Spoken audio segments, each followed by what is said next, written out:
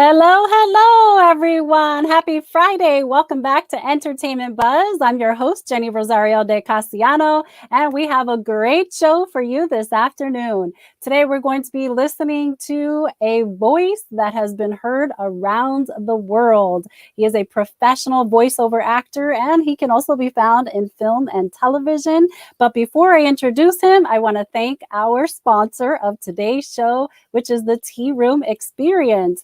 They're located in downtown Orlando. You can make reservations over the weekend to have a wonderful tea room experience, or you can order for takeout. Thank you to the Tea Room Experience for being our sponsor today. And now let's welcome this voice heard around the world. Wait till you hear it. He's got an amazing voice, Dan Wachs. How Hello, you doing? Dan. How you doing, Jenny? I'm doing great. How are you? Thank you for the compliment about my amazing voice. This is my real voice. And then I try to do this when I'm doing voiceover. So there's a difference. Wow. I know. I've heard your voice in so many different characters. It's so great. I love it. Thanks. What do they call it? They call it the golden throat. Golden throat, old-time announcer, although the business of voiceover is kind of changing away from that. And if you look at TV, if there's still people that look at like network TV with commercials, and you actually look at commercials, you'll hear some of the voices that are doing voiceovers. Vocal quality-wise, they're not that great. But the expression, the interpretation, the message, they really know how to get it through. But there's still room for some of the old announcer guys. You know, it's funny you say that because I was watching, and sorry if some people don't like me saying this, but I was watching the RNC last night, and they had this amazing opera singer. I don't know if you had a chance to watch him, but his voice was so powerful, right? Like that of an opera singer. And then when he spoke in his natural voice to the audience, I couldn't believe it was the same person. It was interesting. Yeah, it was not his voice. His normal voice did not match his singing voice at all. It was pretty shocking. And my voice will go away by the end of this session here. I don't have a voice that has the strength to talk for an hour or two. So It may change by the end, but with voiceover nowadays, you record at home, so you can record when you want to most of the time. Right. Why is that? I noticed that my voice does that too. Like I would be a terrible telemarketer because I couldn't do that for 8 hours straight. I'm gonna do. You would be a wonderful telemarketer, but maybe not in the 7th and 8th hour. You may be awful. Right. I sounded like Philly. You may be awful. I'm from Philly. You're from Philly. I'm from New York. We have the awe. Northeast. The drawl. Nice. So Dan, tell us about your amazing career. Tell us about what you do and how you became a voiceover actor. It's such an interesting career.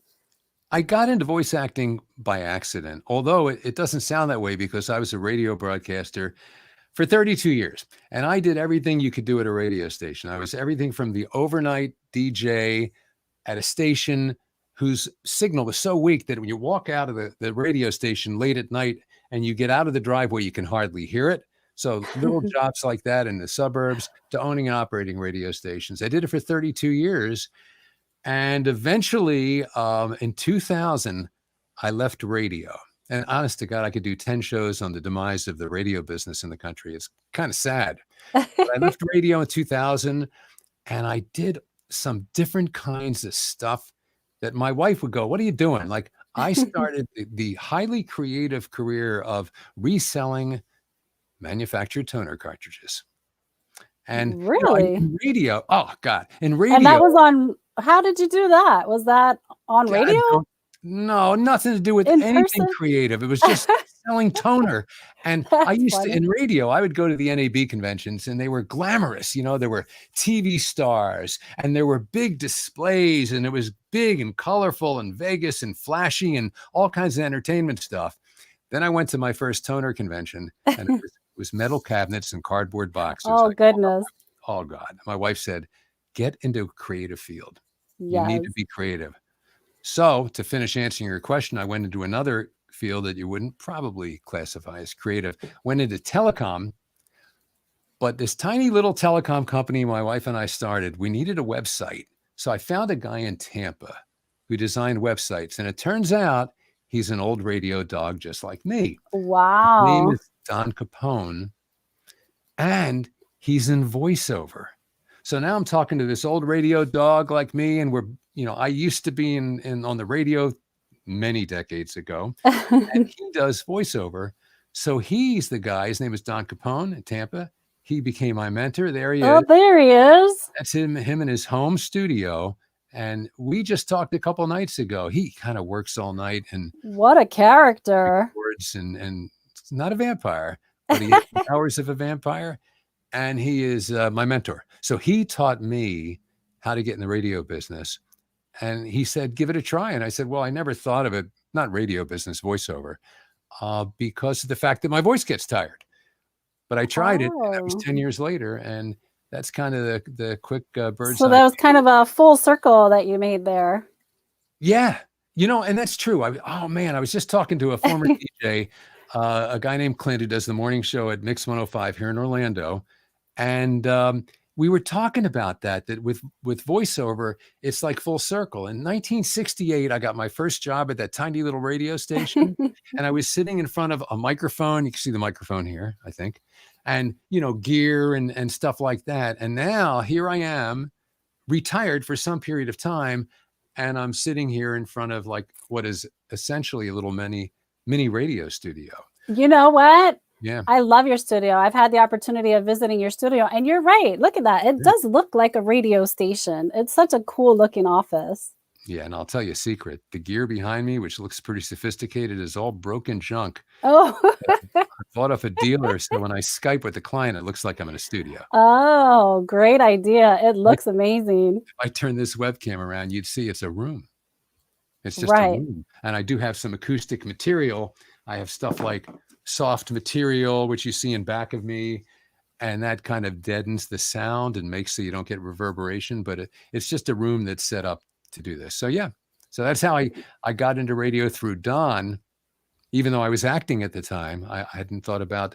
I keep saying radio. I got into voiceover with Don. Right, and that's so great. Just happened.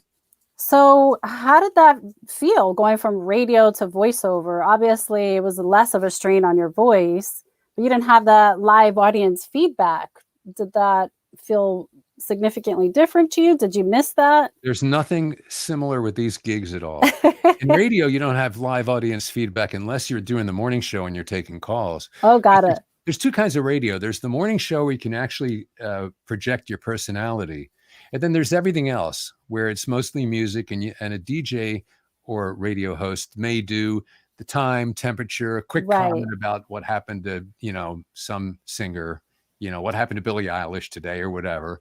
And it's very automated. And nowadays, a radio announcer will pre-record the show for many different radio stations. So you walk in the station and there's an empty booth most of the day. Wow, I never thought about that for radio. That's so interesting. I used to try on those morning radio talk shows. I used to always try to call the number when they would give the number and say, call in and give us your feedback. Tell us what you think. And I would never get through.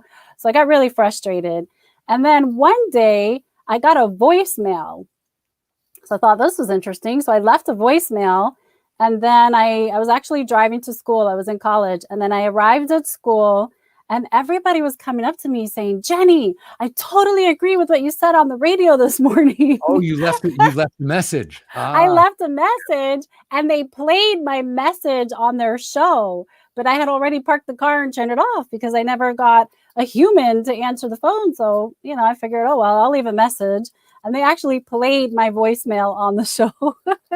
And I had no idea until everybody in school came up to me and they said, right on, I agree with you. And I'm like, what are you talking about? Yeah, but the voiceover, to answer your question, the voiceover experience is completely different from radio because in voiceover, you're sitting in front of a microphone 99.5% of the time, especially in Orlando, Central Florida, unless you're in Los Angeles or New York, you're not going to be in someone's studio. Right. You're going to be at home alone, reading a script. And if you have talent, you're reading it in a way that the listener doesn't know you're reading. It sounds like you're talking to that person. So no, there's no audience feedback and you get a chance to do it over and over again. So unlike live theater, let's say, or live television, you don't care about the mistakes because you can edit and correct the mistakes. It's just a total different ball of wax. There's nothing similar to radio and voiceover except microphone and script. sometimes. Not much Well, look, you mentioned the office or studio from home, and here is my studio at home. You can only see a portion of it. Nice. It looks like a phone booth, actually. So I have 3 walls with the soundproof padding, and you can see my headphones back there, and my microphone is closed up in the corner. And then this is a curtain that slides shut. I have a double pane. It's double-sided, and it's like those blackout curtains, so they're really thick, and it gives me really good sounds in there, thanks to your advice, Dan. Thank you. Do you do film auditions? Do you tape there too? Is that I do possible? tape from home. I haven't had films lately, but you know, I would love to do some character voices.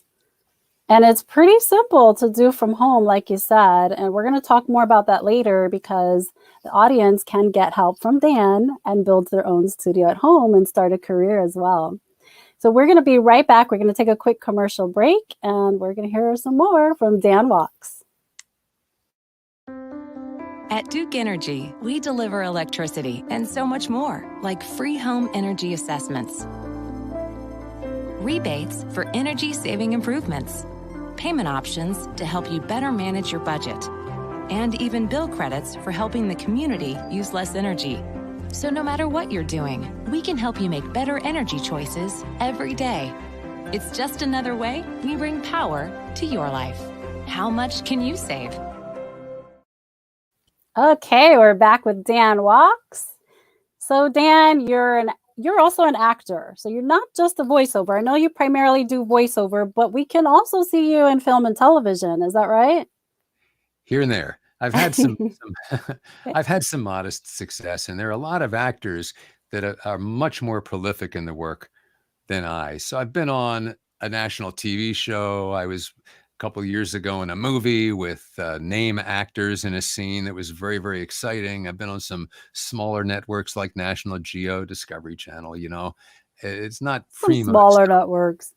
What's been really rewarding has been working with local film production companies, like the film that you and I worked on together a number of years ago, The Breaking Point. The Breaking Point, yes. And that's a chance where you can get a bigger role because, you know, we local actors, we strive to get a gig in a national show. And more than likely, it's going to be 5 lines and under. It's going to be a really small role, Right. something that's kind of expository just to move the story along. And you'll never remember that person unless it's you and you go, oh my God, I'm on TV. Right. But you can be in acting class and have a wonderful scene, and there may be 10 or 16 people in the class, and someone is moved by that scene. To me, that's a more rewarding experience. Right. So It's a different experience too. It's a much more intimate set working on an independent film than the larger, blockbuster films. Yeah, and I believe you because I've never really worked in a larger blockbuster film. I've worked on okay. even the nationally released film I did was kind of a smaller project, but I find that I've been on professional sets. I did a couple gigs as an extra just to see what that was all about, Right. the vibe of a highly professional production. And I found that a really highly professional college production here in Orlando, or maybe up in Tallahassee at FSU, those productions compare, to my experience, potentially very, very similar to doing a big time show. Yes, I It's all agree. the same elements. It's you, a camera, director, lighting. It's just that the pros tend to do a better job because they're the best of the best. They got that gig. Right. But I actually worked on an independent film at UCF back in January. And I started this industry in film production. So I started out as a PA and kind of worked up the ladder, but I worked on a lot of big films, especially in Miami. So I got to be on those blockbuster sets quite a bit. But this set that I worked on with UCF back in January, I have to say that school has a great program. I went to Valencia. So let me backtrack. Valencia has an amazing program too, and I am a graduate and I've had a successful career. But this particular film I worked on as an actor, I was an ethereal being. It was such a cool part. But their film crew was so professional. Nice. And so I put in a good a good word with their instructors, because they ran a tight ship. It was really like working on a professional film set. They had every role covered, in production. The sets were amazing. Their equipment was great. They had a green room. They had hair, makeup, wardrobe. I mean, they were so professional. So like you said, they can be great opportunities for actors to get better parts in films and build a reel, get that experience. Yeah, there's a bridge between film acting and voice acting because, people say voiceover, but me and my teaching partner, Lauren O'Quinn, say voice acting Okay. because a lot of it is about acting. You're right. So if I talk to somebody who's never been in any kind of entertainment business and they want to get and become a voice actor, a lot of times I'm going to recommend that they take acting classes, film and TV acting classes, theater acting classes. Maybe film and TV is a little more appropriate than theater, because in film and TV is a little more of an intimate, up close medium, where theater is big and you're projecting. But I tell a lot of people, get acting classes, because when you interpret a script and you may have a voiceover commercial running on the #1 station in Orlando, and technically, and I've asked my class how many people are going to hear that, and they might go 50,000.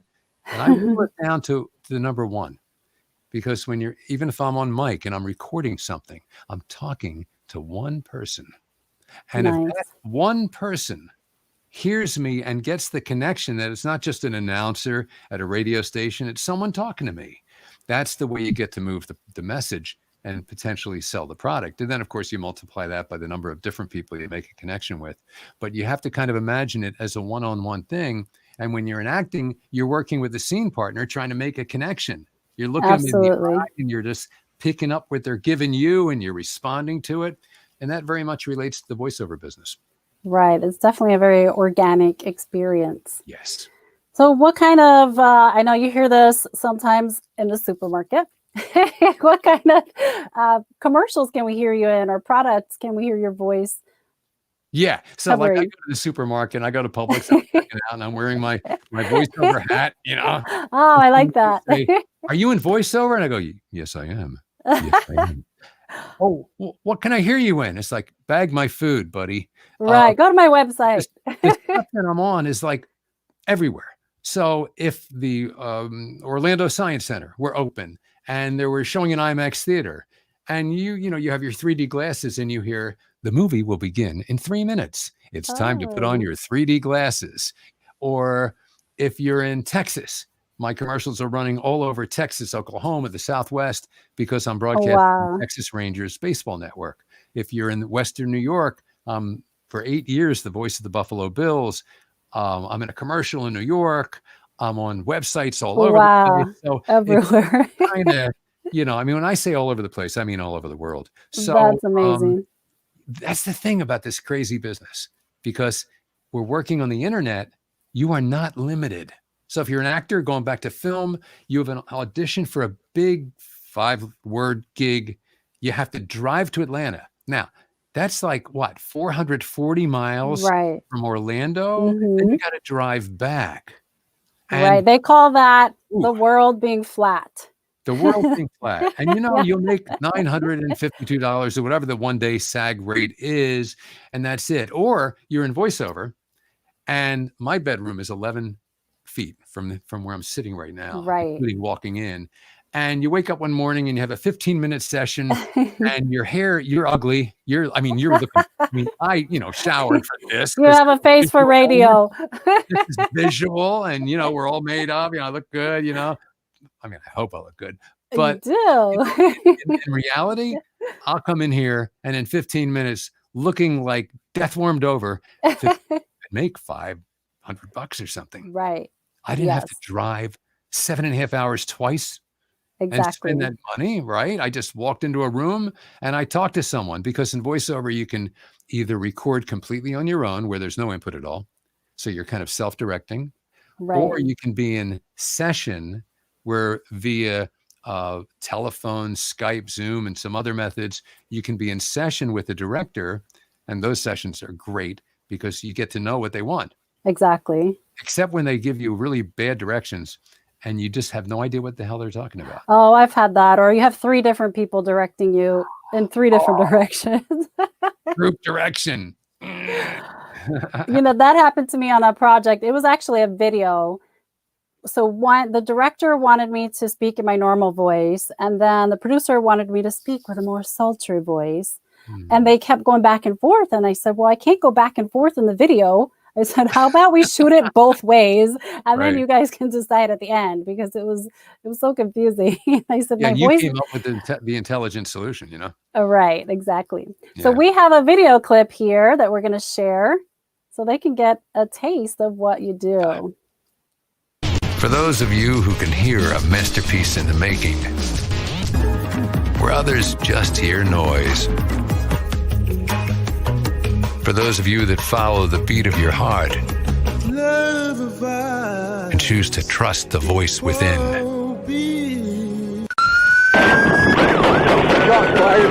Shots fired, I repeat that. But I knew they were definitely trying to take our lives that night. It's a night detectives Joe Bell and Orlando Morrison will never forget. An ambush without warning, bullets flying everywhere.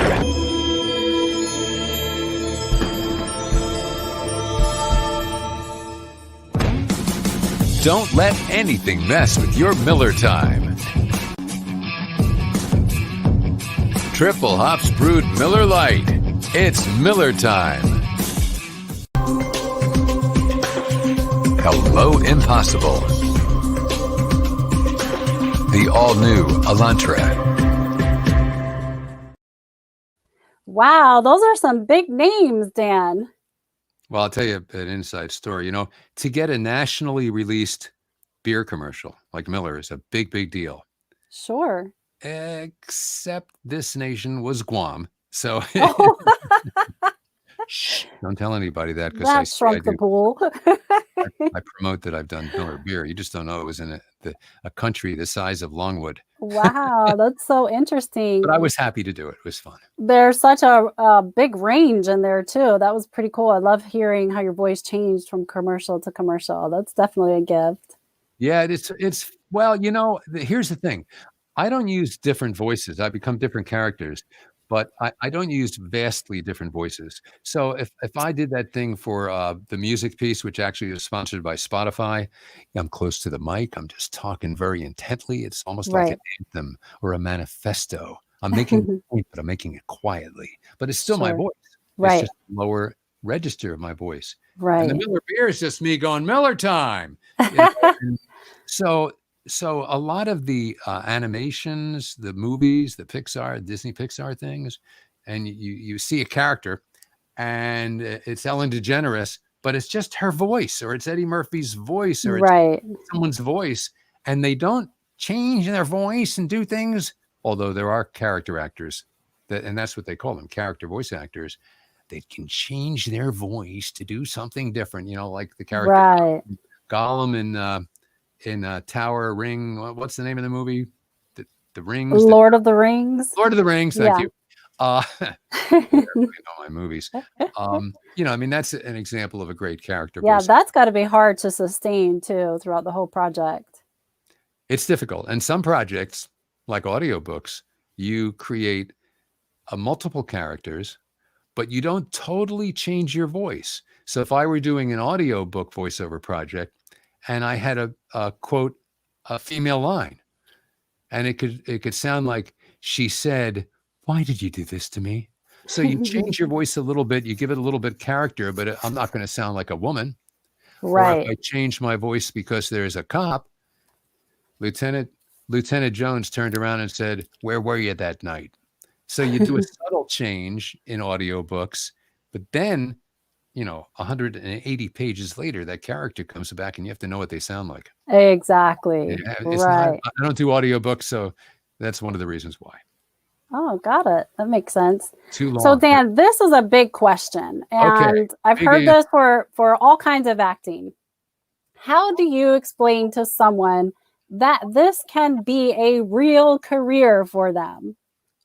Because some people don't think they can do it, or they think, or they don't think about it, or they think, oh, that's Hollywood, or that's for someone else, Well, I've met people like at the supermarket. I've met people that have like James Earl Jones voices, I know. And I'm like, oh my gosh, I just discovered a huge potential talent and try to get them signed up. And they're just like, oh, I can't do that. That's not for normal people. I get so many people who approach me and they've been told their whole life what a great voice they have. And it might be a super, super big, deep, big voice. I'll tell you what, it's inhibiting. It inhibits Yes. the amount of style, different, Oh, interpretations they can do. And they could get locked into one thing, and it has nothing to do with the interpretation. If you have a piano, you can have the most beautiful Bosendorfer grand piano, and it creates marvelous music. But person A plays it and person B plays it, and one of those is great, and the other is not worth listening to. right. So your vocal cords are your instrument, but your mind and your heart are what brings it to life. So to answer your question, what would I say to someone? I would say I have good news for you and I have bad news for you. But I have good news for you after that. And the good news is there's no barrier to entry to getting into voiceover. You get a microphone, you plug it into your computer, you get a pair of headsets so you can listen to yourself. And because of the internet, you can go and audition all day long with legitimate clients. We teach Wow. people how to do that in our seminar, and you can make money. Now, Jenny, you know more than most people, it's the entertainment business. So you're going to get a lot more no's than yes. Right. Winners lose more than losers lose. Right. Winners keep trying. So the good news is there's no barrier to entry. Okay, you hear that, everybody? That means it is possible. The bad news, brace yourself. The bad news Uh-oh. is there's no barrier to entry. Right. Since there's no barrier to entry and anyone can do it, a lot of people are doing it, especially Yes. now during this pandemic, Right. this virus. So I have one other piece of good news. We teach people how to audition against between 10 and 100 people. So it doesn't matter if there are 10 million voice actors out there competing. If you're auditioning for a specific project and there's only 30 other people auditioning, go find that in a major film release. That ain't Right. happening. Exactly. So really, there really is no barrier, not only to entry, but there's no barrier to get yourself on equal footing with a small amount of competitors. In other words, you have a chance to get a gig. And then it's the process of building a home studio and learning how to make it sound good and Right. being able to edit stuff and being able to communicate the message and build a way to make a difference where you stand out from all the other people doing the auditions because you found some cherry in the script. And oh my gosh, so much of this is about interpreting the script and realizing the opportunities in that script. And that's like acting. No, that is acting, right? Sure. So we have people who have studied with us, people that have studied with me, my teaching partner, Lauren, and myself. And a good number of them have gone on to become working voice actors. Like my first actor I ever worked with, my God, she had all this talent and she was brand new to the business. So I kind of mentored her the way my buddy Don Capone mentored me. And at that time, she had a lavalier mic, and, but she had all this talent. And now I want to tell you, her name is Victoria Swilley. She's a dear, dear friend of mine. She's my first student ever. She has far surpassed me in the number of projects she does. And I do maybe 150 billing projects a year, and she must do 300-400. Oh my goodness, you're not And kidding. She moved to Atlanta to become an actor, but the voiceover for her took over acting, just like it did with me. That's She was a amazing. great actor. So she's so good and so talented. I have an example of a commercial she did. We do. We're going to take a quick commercial break and then we're going to get to hear Victoria's voice. Awesome. I've seen her in action and she's just amazing too. So she had a very good mentor. We'll be right back and we're going to listen to Victoria when we come back after this brief message.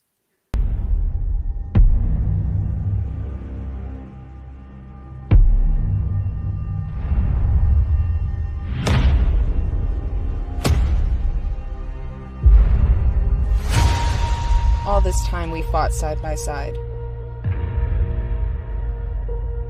We trained together.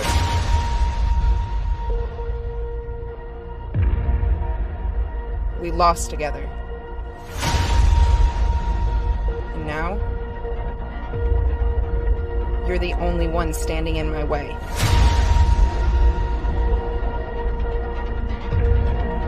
It's been a while, old friend.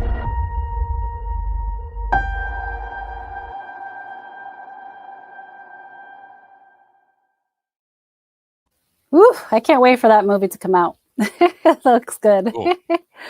So we were talking with Dan, and he just mentioned a student named Victoria that he took under his wing, and she, I mean, I hate to say that she surpassed you, but you said 150 is what you're doing, and she's up to a 400 a year. I imagine. I mean, she's prolific. She works every day. She has project on project on project. Why? Because she works very hard and she has what people want. She's got it. Right. Okay. Well, let's take a listen. We have a demo reel of hers here. Whoa, did you see that? As the moon rises, so do the possibilities.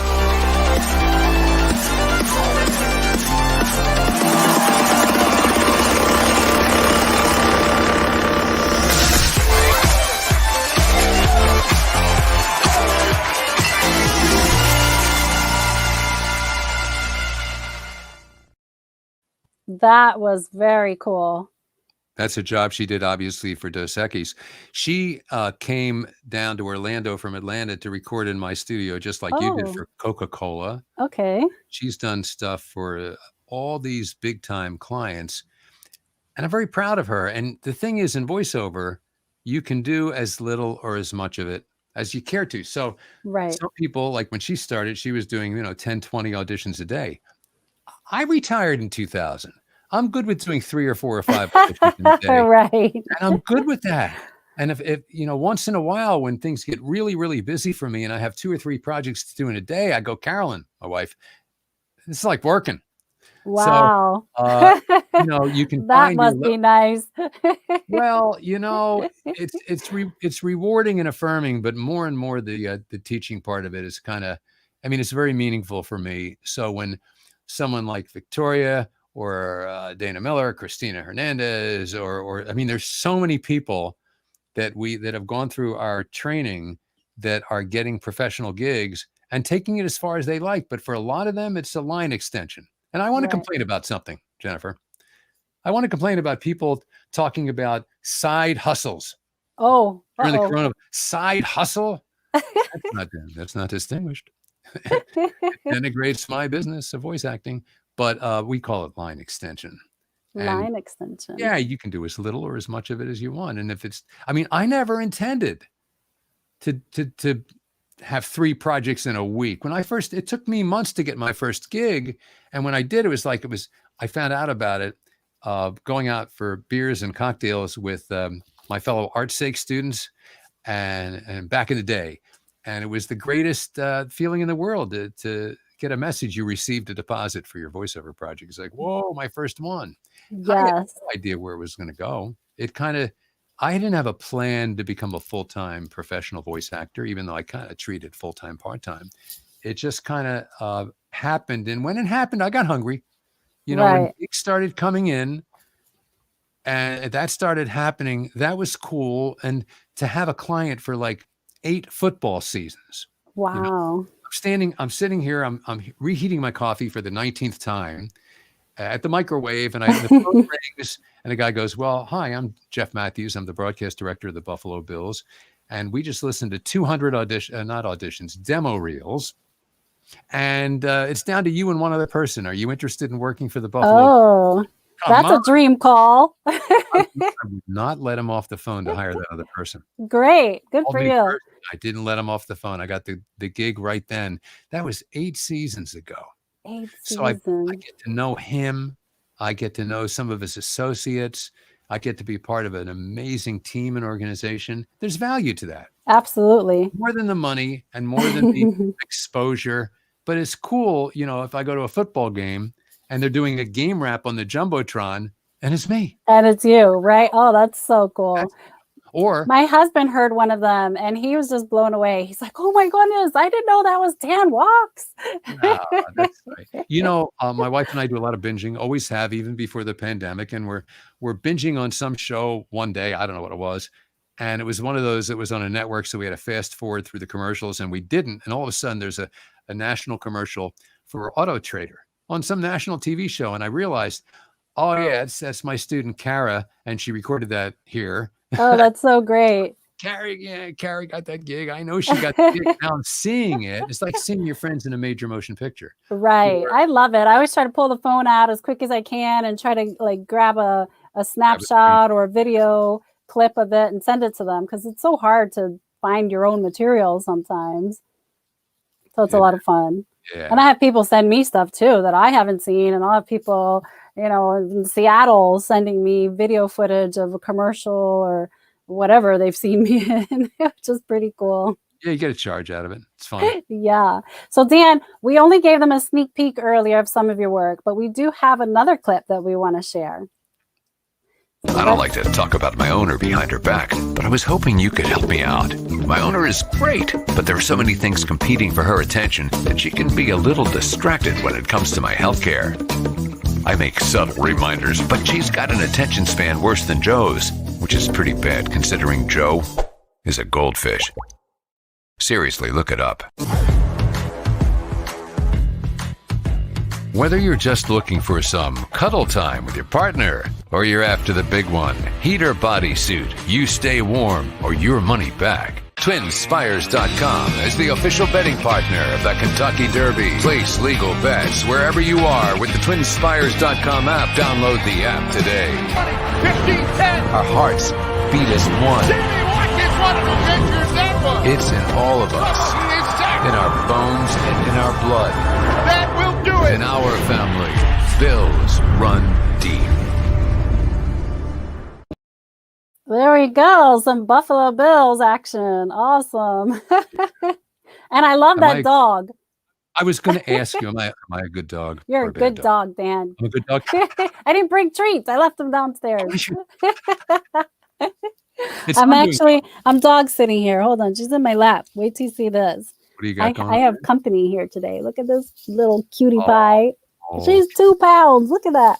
I might do a different voice for him. Is it him or her? It's her. Her name is Rose. What's her name? Rose. Rose? Yes. Hi, Rose. She's so sweet. Yeah, that was such a cool dog. I like that. I would love to do a cartoon one day. That would be fun. It was fun. And in this case, I didn't really get to see the video, but they might have shown me a clip.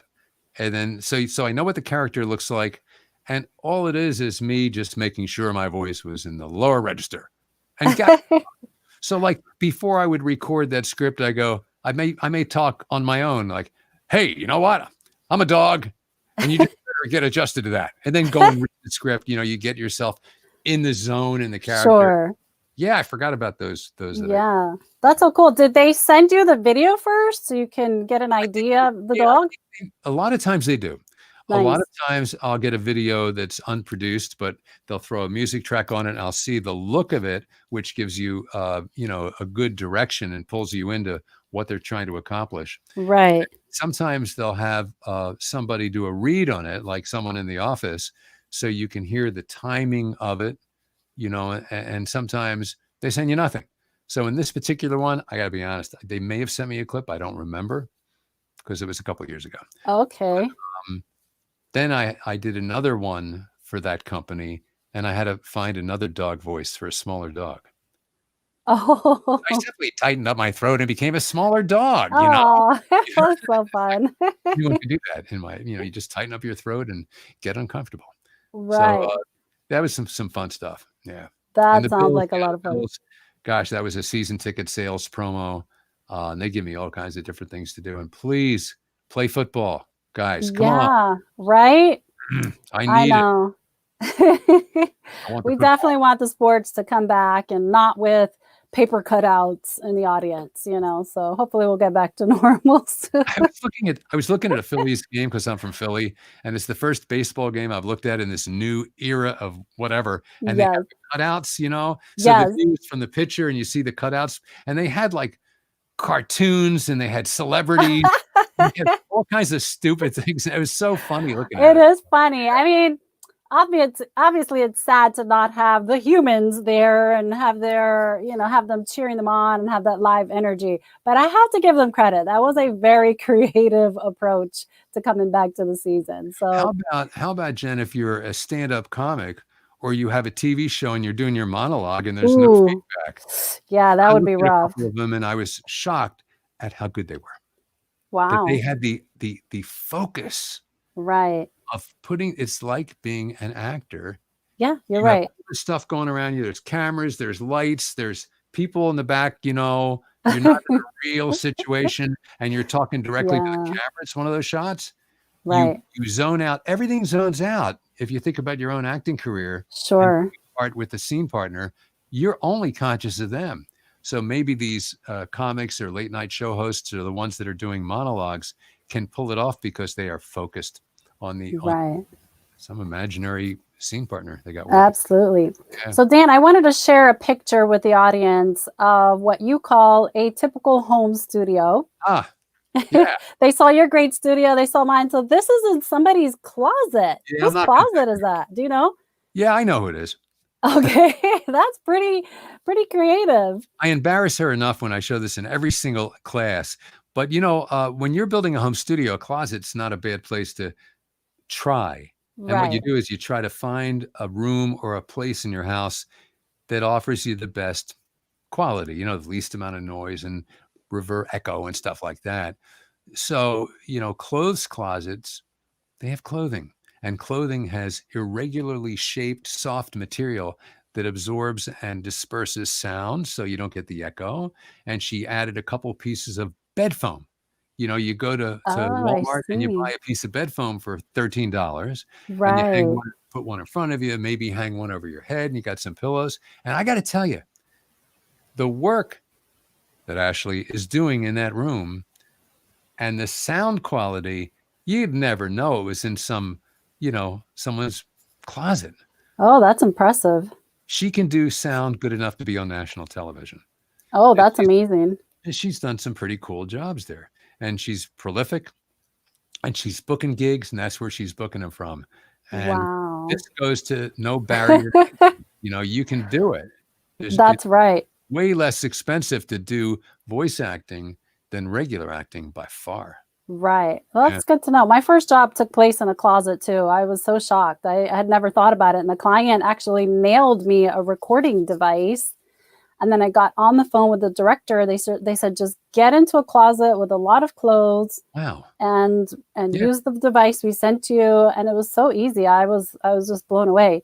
But I like that bed foam, Patty. That's a good idea because I bought the acoustic panels and it took me forever to piece the whole thing together. And they're expensive too. Yeah, so bed foam's great. You don't. I got a secret for you, Jenny. You don't have to put them together. You can have them irregularly. I'm so proud I can say that word. Spaced, in different places and different, not a real pattern, but just kind of thrown up there. Right. And even if you go into a professional recording studio, sometimes you're going to notice that they don't have all that much sound absorption material, but they have spots of it here and there. Right. I did that in my first closet, but my first closet, I had like a nice big closet, so I had to space them out. But this new one is kind of is like a phone booth shape. And I had so many acoustic panels left over from the previous studio that I just made it really tight in here. But that's great to know because I know that's one of the most popular questions is people want to know how to set up a studio at home. And we're going to have a guest speaker on in a couple minutes who's going to ask you about that. All right. But I want to ask you what some of the challenges might be for a voiceover actor working from home.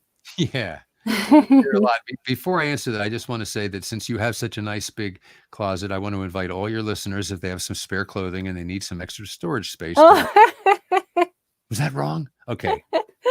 Challenges of the home studio. Like I have a recording I play sometimes in our seminars. That's me and a production house in St. Louis doing a session, and the session was for like Anheuser-Busch. So it was like big stuff, right? And it wasn't a commercial, but it was an industrial film type thing. So, but it was still Anheuser-Busch. So I'm talking to him and we're counting down. He likes to count me down. I've been working with him for 7 years. And all of a sudden, our dog starts barking. And the dog is nuts. So he goes he says, "Is that a dog I hear in the background?" And I say, "It sure is, Jimmy. You got a problem with my dog?" That's because I've worked with him for a number of years. You don't talk to clients that way. Then my daughter pops in and says, "Hey, good night. Goodbye, Dad. I'm going to school now. Bye. Love you. Goodbye." And all kinds of stuff. I started and the dog started barking again. Look, here's the deal. Funny. Right now, I have windows behind me, and they're treated gas-filled windows that block out some sound, but not all of the sound. So sometimes you're going to be in an uncomfortable position if there's noise. The thing is, the clients are totally used to the modern environment of people working in their home studios, and it saves them money too, right? Sure. Because they're not going out and hiring a studio. So they save the money. They know you're in your home studio. And I think so they're more patient, forgiving.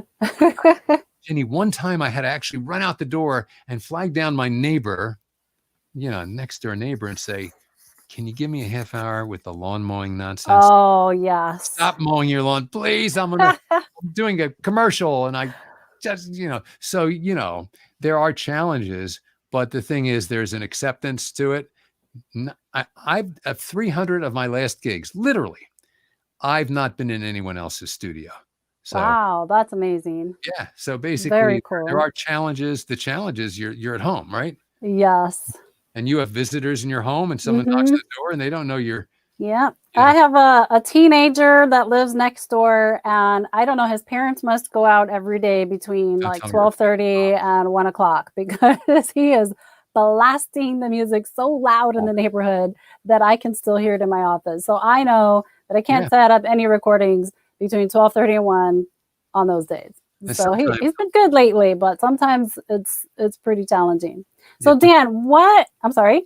Well, I was going to say, to be totally transparent about the home experience. Still, sometimes if I have a session coming up the following day, I wake up, I'm listening. Is there anything going on? We had a hailstorm and everyone's roof is getting replaced. Oh, yeah. So I'm still kind of aware of it, but I've been doing this 10 years and never. I had one client one time saying, "Is that a lawnmower?" And of course I said, ouch. Yeah. Let's just add it to the soundtrack. It's natural, right? So I interrupt your question. What's your favorite project you've ever done? That is really tough because that's like, what's your favorite ice cream? I know. I'd rather answer that. Okay. So I got Haagen-Dazs chocolate, coffee, chocolate chip, and eating that's good. Stock, okay. That's good. I like that. I like butter pecan too. There you are. So we're talking here with Jenny about ice cream. Right. I've had different kind, like the dog project was one of my favorites. The Bills is one of my favorites, but one that just, sometimes you get fortunate where something just strikes a chord. And I got to do the voice of a World War II chaplain reading his eulogy, the exact words. Oh, wow. And he delivered a eulogy after we took over Iwo Jima in the Second World War. And it was used to open a new wing of the National World War II Museum in New Orleans. And it was pure acting. It had nothing to do with having a good voice. It had nothing to do with announcing. I was that guy for like 2 minutes, and the way they produced it and the footage they put on it, oh my God, it was heart-wrenching.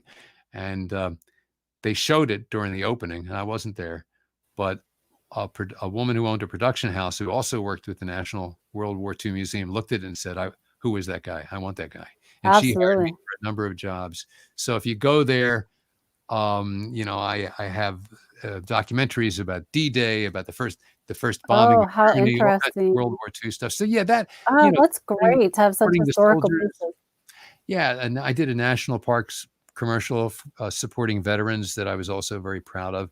The St. Louis Police Association, which you saw a little clip of a documentary on those guys earlier in your show. If you're doing some good out there in the world, you have a reason to be proud of it. That's good work to do. Awesome. Well, thanks for sharing all that great information. We're going to cut to a commercial break, and then we're going to come back with a guest who has some questions for you. Stay tuned. At Taco John's, you can expect one thing: so good.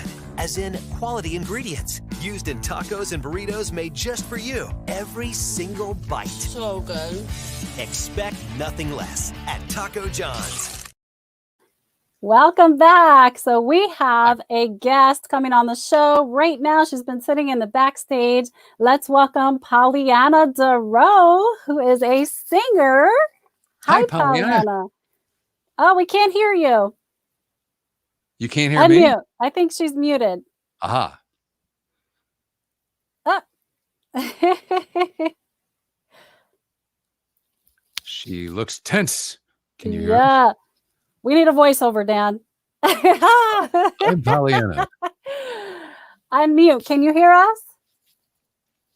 Got it. Got it. Yay. Yay. We were starting to do voiceovers for you. Entertainment. Oh my God, Dan, I must tell you, I'm sorry to interrupt you, but you bring me back to my childhood. Do you know why? No. You sound like Casey Kasem. Oh, that is true. Casey Kasem, American Top 40. Yes. Casey Kasem. That is I so don't true. think I do, but thank you. I was privileged to have dinner with him at a radio convention, and yeah, he was one of the greats back in the day. You're so right. I used to Jason. listen to him too as a teenager. You did? You're too young. I to- did. I you was don't an know old soul though. I was listening to 50s music like at 10 years old. It was so, my friends would come over and say, your grandma must have been listening to the radio. And I'm like, don't change the channel. I have the antenna set up to get the 50s music. Cool. Yes. So Pollyanna, you have some great questions for Dan today. Yes. I know that you're a successful singer, songwriter, but you want to get into voiceovers. So now's your chance. Here's Dan. Thank you. I've always wanted to get into voiceover because my head is filled with so many characters. First of all, I wanted to know what kind of investment, like equipment, do I need to start my voiceover career? It's amazingly light investment. You can get a good microphone for $250, $260, a pair of studio quality professional headsets for $100. You're in for maybe $400 to $500. You can be set up to audition and have the sound that is such high quality, it can go in a national TV commercial for that kind of money. That's why there's no barrier to entry. There's nothing to prevent. You say you're a singer. Yes, I am. Wow. So you're used to using your instrument. You're used to mic technique. Yeah. You're used to telling a story. Yes. I Well, actually read children's stories with all kinds of voices and even the terrible ones. oh, that was you. Oh. I love doing different voices, character voices. I love it. And as you can see, she's so good at them. And I'm her bouncing board. So I get to meet all her characters before they go on YouTube. So is that primarily, Pollyanna, the kind of voiceover you want to get into, character work? Not necessarily. I do have an album that I sang and is out there in the internet right now. So I'm a singer. I even teach voice lessons. So it really, it's not as if I can't do a sexy, very sexy voice. Uh-oh. Hi. Okay, we're all getting hot in here. You have a lot of range for your voice. Yeah. So you can do that open throat, close, personal, intimate stuff, which is, by the way, half the food commercials, creamy, delicious vanilla ice cream. You know what I mean? I know what you mean. And you could do the mother, you could do the teacher, the executive. There's a lot of characters that you could portray. You've already shown that, plus the completely phantasmical, evil, and strange characters from the world of animation. Oh, yes. Yeah. So, I mean, I do see you as the perfect kind of person to get in it, because a lot of the people that I teach, and we have a voiceover seminar run by myself and Lauren O'Quinn of Class Act Studios, a wonderful acting studio and voiceover studio. We really primarily have been dealing with people that have some kind of entertainment experience. They're Disney performers, they're film TV actors, they're vocalists. like yourself, storytellers of all different kinds. But we've got a collage photo. Can we bring that up? Say that? You can keep talking, Dan, but we've got a photo to reference of your classes online and in person. That's Lauren. That's Lauren O'Quinn. And then there's a Zoom class because we're doing Zoom now. And Lauren O'Quinn, my partner, is the owner-operator of Class Act Studios. She is a very well-known actor. She's done national films. She's done hundreds of television spots and also hundreds of voiceover spots. She's really a great teacher. So to have a partner like that, it's insane because we work together and sometimes we do a little frick and frack and have a little, go at it because there are different ways to view something. And that's of great value to get a couple different viewpoints. We've been doing this since 2013. We're in our 8th year together, working together. Yeah, So, Lauren's great. I have to tell you, Lauren and I think it was the first time I met her in person because I had seen her, for years. But the first time I met her in person, we actually did an audition together where I was giving birth and she was like my sister or something, helping me give birth. Talk about a first time introduction to someone. So, hey, Lauren, thanks for helping me give birth. yeah, and she played an emergency nurse in the TV show Nashville. So there you go. So I had the right person. You helped her be a midwife or whatever. I don't know. But anyway, being a vocalist, Pollyanna, what I would recommend specifically is, and I don't want to be too self-serving here, but I met Lauren years ago taking her classes. I've studied pretty extensively with her. And then she ran several years ago, like 9 years ago, a voiceover seminar. And I said, hey, can I come? I can be, I can lend some insight because I'm a working voice actor. And she said, yeah, come on board. And then I said, we got to go to lunch. So we met at Panera in Lake Mary, had a nice lunch. And my pitch to her was, let's do this together. Let's build it even bigger and even better and put together something that gives a student an absolute specific roadmap, step by step of exactly what to do to get into voiceover, to get to the starting line, which we describe as you're in front of a microphone reading either an audition for a paid project or you're recording a paid project. We get people to that point, and we call it real world voiceover because it's the real stuff.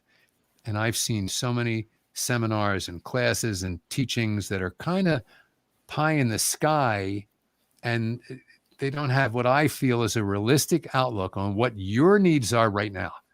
And Lauren and I are committed to your needs right now to get it done efficiently and expensively. And then if you start making money, you can reinvest and build your business in certain ways. But the Zoom seminar is 4 hours long and you get every single thing you need to know to get started. And it's fun. And in one way, I don't know which I like better. I miss reaching out and being in front of a person live. I miss that part of our lives. I need a hug. Send you a virtual hug. Right? You need hugs. But the Zoom thing, we're getting used to that Zoom thing and the classes have been great. And, I can't predict how you would do, Pollyanna, but having met you very briefly, I am going to say that you have chops, you have potential, and they're really, I think with the smallest amount of guidance, I think you can score gigs and make money and make this a part-time thing, a full-time thing. Just don't make it a side hustle. A side hustle. Make it with that in mind. Yeah, go ahead. I'm sorry. You were saying something. It's yours. I'm sorry. Interrupt. I always interrupt. I'm so bad about that. I'm okay. So sorry. We're talkers in this business, so it's okay. Being that I have so many different character voices, or like, what type of reel do I need? I mean, should I put a script together with all my different voices and, interacting maybe together? Or what? You need two reels. The first reel that you need actually is a commercial reel. Why is that? Because that's what everyone wants to hear. And it kind of makes sense because within a commercial reel, you can have all different kinds of performances. You can have something that's really personal, You can have something that's, you're sexily teasing your husband, or you could be a stern school teacher, or you could throw in a character or two. And most producers, there's so many different kinds of demos, but they're always going to ask for the commercial demo first. Send me that. But for you, if you have these character voices, then you'd probably do well to invest in a character demo. And it's a process doing a character demo, because none of these clients are going to ask, did you really do that performance? If you did a Coca-Cola commercial in your commercial reel, or a snippet of a Coca-Cola commercial, no one's going to say, did you really do that spot? They don't care. They just want to know how you sound. And they want to get left with this impression. I like her. That's all you're looking for, is to get that impression. So basically, a character demo is going to entail a lot of production, because you do want it to sound good. But one of our students has a character. Well, she has a dialect demo where she does like 10 or 20 different dialects. Wow. I can do that too. That's intense. And you know what? You can do it without extensive production. We have connections to get demos produced cheaper and better than what you're going to find out there in the internet. Oh, that's good to know. There are good quality producers out there. So, if you go out and find a demo for $1,000 to $3,000, I'll get it to you for $400. Nice. Sounds good. By our team. Hey, yeah. And you know what? With all my different character voices, how would I go about getting into like a Disney movie, a Disney project, with all my different animations? Just move to Los Angeles and become an actor for 10 or 20 years. It's oh easy. gosh. So here's No thanks. Should I get a job here locally at Disney World or something? I don't. Well, some of our voice actors are the voices of characters in queues while you're getting on rides, and some are just PA announcers saying, please stand, social distancing, please. Thank you for being here. Please wear your mask in line. Things like that. But there are so many of DisneyPixar. I did one DisneyPixar trailer, all right, for the Good Dinosaur. It was amazing to do. It turned out they only used it internal. They used without voice when they went. Okay. TV. But I got paid well, and I enjoyed doing it. But there are hundreds of other opportunities to get different kinds of character gigs for productions that are like video games and things like that. Oh, we have electronic arts right here in our backyard. Yes, we do. Ooh. And Victoria, who I talked about earlier in the show, this is crazy. So things happen, right? I had Victoria over. We're just noodling around. I mean, she's like my daughter kind of now, and we're really, really good friends. And she was noodling around here with something. Maybe we were doing a demo, and I get a call from a guy named Rob from Electronic Arts. And he says, Dan, listen, I don't have a project for you, but I am looking for a female voice for Tetris Blitz, which is the most popular free download video game in the world at the time. And he says, do you know anyone who sounds like this? And he plays me the thing. And honest to God, the voice he had that he needs to replace with a similar voice sounds exactly like Victoria, who's sitting next to me, right? Oh, what a coincidence. I said, yeah, I'll have a demo to you in 3 minutes. Oh, and wow. Had to record something, 3, 2, 1 Tetris, and we sent it to him, and he hired her on the spot. Wow. By the way, that's one of my favorite games, Tetris. It's just, oh my gosh, I love that game. And I feel like I like sometimes live in a game of Tetris, trying to time manage. But we're running out of time because we can just talk all day with just so much great information. But I know Pollyanna had one more question. And this is a really important question. Yes.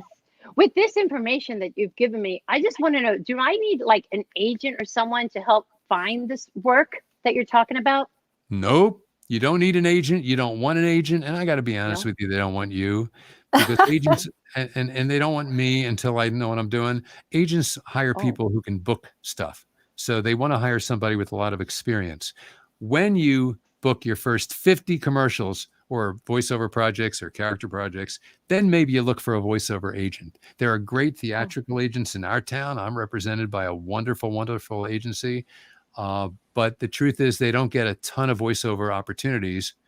voiceover specialty agents do, but you're up against some huge talent there. And some of the projects they get all the agents in the country. There are many reasons not to go with an agent, or don't even think about it. Wow. But you work with us, and we'll show you how to get auditions immediately.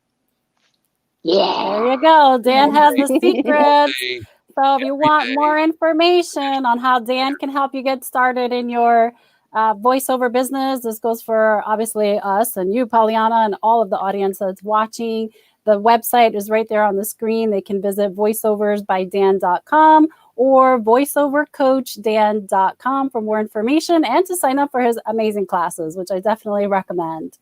So thank you so much, Dan and Pollyanna, for being our guest visitor today. I appreciate you both so much. And this has been so much fun.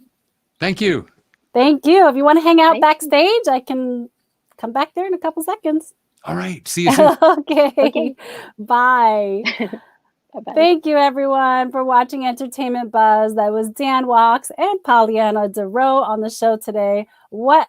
Oh my gosh, we've gotten so much information. What great information. So I hope this was inspiring to all of you out there who are looking to start a voiceover business. It's so much fun. So don't forget to check out Dan Wachs at his website. And of course, follow Entertainment Buzz through the Florida National News Network on Facebook, on YouTube. Subscribe to us, follow us, and of course, follow me on Instagram at Jenny Rosario08. The 8 is for, I wore my necklace today, for infinity. And you can also follow me on YouTube, which is just Jenny Rosario. And before we go, I want to thank again our sponsor of the day, which is the Tea Room Experience, located in downtown Orlando. They're on East Church Street. They allow you to make reservations for the weekend. You can order takeout, and it's such a unique experience, which brings you back to what I call an old world, an English tradition. It's so charming. It's a great family experience. If you have little kids, I would take them there, and you can teach them table manners too. It's so amazing. And if you love tea, oh my gosh, you have a million teas to choose from. It's a rare find. So I do encourage you to visit the Tea Room Experience in downtown Orlando. And that's one of my hobbies. Every time I go to a new city, I just seek out the local tea room. And we're just so fortunate to have one right here in downtown Orlando. So again, before we go, I want to thank you for watching our show. We'll be right back here next Friday at 1 p.m. And we have another great actor. He's also a voiceover actor. So he does film and television. He also does voiceover acting. And I had the pleasure of working with him on set last week on the film Call Time. His name is Tyrone Magnus. And here's the flyer for next week. Oh, there's the flyer for the movie I did. That was such a great experience.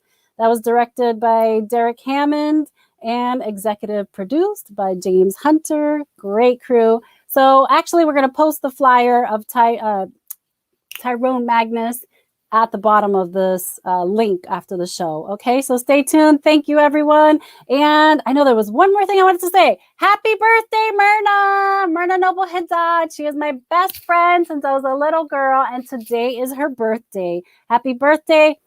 I love you. And hello, if you want to advertise on Entertainment Buzz, send us an email at ads@floridanationalnews.com. You can become a sponsor or we'll air your commercials just like you've seen on the show. So have a blessed weekend, everyone. Thank you for watching. I'm Jenny Rosario de Casiano.